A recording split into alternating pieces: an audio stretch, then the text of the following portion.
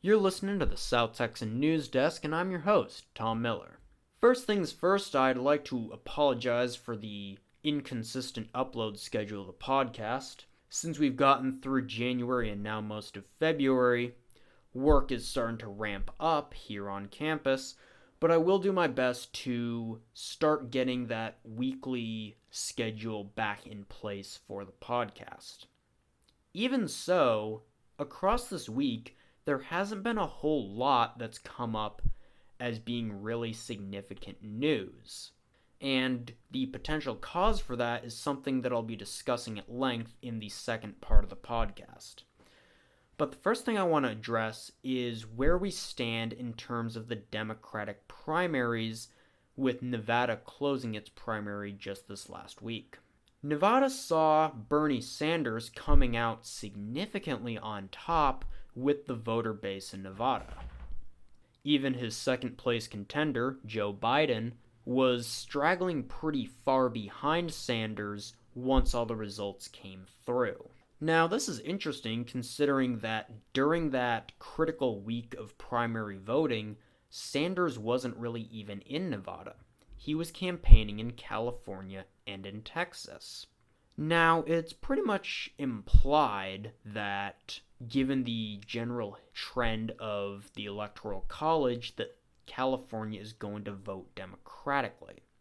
But with a rising Hispanic population in Texas, it seems like Sanders is seizing on that opportunity, as in Nevada, he saw great success with appealing to the Hispanic population, which was a significant handicap for him when he was campaigning back in 2016. If he manages to capture the Hispanic vote here in Texas, a historically Republican voting state, it could all but assure him victory if he manages to capture Texas in the Electoral College in the 2020 election. However, that remains to be seen. Meanwhile, the inverse goes back to Joe Biden. After his mediocre performance in the Iowa primaries, those results were duplicated in Nevada. Even so, Biden is still further ahead than pretty much any other Democratic contender, save for Sanders. So, even though we're still 9 months off from that election period, it sounds like the general trend is going to be that Biden and Sanders are going to be competing in terms of who is going to secure that candidacy. The lines have pretty much already been drawn. Now it just remains to be seen how exactly those votes and those numbers manifest. But even outside of that, the world has been relatively quiet this week. And the continued outbreak of COVID-19, the new name for this most recent outbreak of coronavirus, has been cropping up in greater numbers across the world. Even though COVID-19 has a low mortality ratio of about 1% of deaths per the total number of cases that have been confirmed, which is much lower than the approximately 10% mortality ratios that SARS and MERS were exhibiting, in absolute numbers, COVID-19 has claimed more lives and exhibited exponentially more confirmed cases than either of those two viruses. Now, a possible factor of this is something that I'm going to be talking about a little bit later. But first I want to look at some of the places where coronavirus activity has really jumped up. One such place is Italy. The famous Venice Carnival, which is a landmark event for Italy and attracts thousands upon thousands of visitors to it each year, was actually closed 2 days early as a result of increased coronavirus diagnoses in northern Italy especially. The Italian government is now imposing quarantine methods similar to those that we've seen in China, where COVID-19 originated. Meanwhile, in South Korea, it's exhibiting almost a cruel callback to 2018.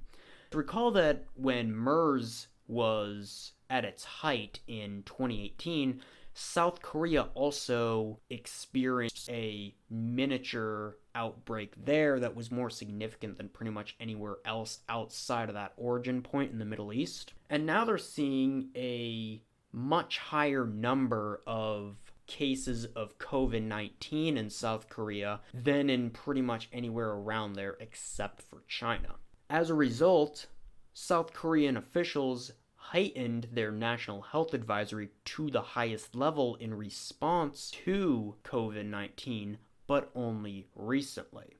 Meanwhile, in Iran, there has also been increased diagnoses of coronavirus, which actually ties into an interesting story. See, this week, Iran had its parliamentary elections and saw a voter turnout of 46.2% of eligible Iranian voters, a record low since 1979. Now, what makes this interesting is that Supreme Leader Ayatollah Ali Khamenei indicated that these numbers were actually surprisingly high. Khamenei indicated that in the weeks leading up to the elections, the enemies of Iran and other media outlets were exaggerating the severity of coronavirus in Iran as a way to discourage Iranians from going to the polls and voting. Now, this statement has an interesting correlation with the results of the elections. See, generally, the results were in favor of hardline politicians, pretty much all of whom were loyal to Khamenei. Furthermore, investigations into the elections revealed that the Guardian Council, a candidate vetting committee that, surprise, surprise, is also loyal to Khamenei, disqualified candidates numbering into the thousands from putting their bids into these elections. In the capital city of Tehran, hardline politicians loyal to Khamenei won all 30 seats in the Tehranian delegation of Iran's parliament. So it's highly probable that there were some political ulterior motives here. It's largely up to interpretation. So why are we seeing all of these semi-isolated outbreaks in these countries? Especially considering that upon investigation, a lot of these major outbreaks had little to no connection with China, the origin of COVID-19. Well, in a statement by Chinese President Xi Jinping, he indicated that the Chinese response to COVID-19 was full of shortcomings, and he also stated that lessons needed to be learned. The implication there being not only the Chinese need to learn the lesson, but other countries need to as well. And this is where South Korea's recent elevation of national health advisory comes into play. It largely sounds like a lot of countries were underestimating the potential impact of COVID-19. Looking at the figures of diagnosed cases of SARS and MERS, which were far lower than the current figures for COVID-19, it's a distinct possibility that most governments were not anticipating COVID-19 to proliferate on the scale that it is now.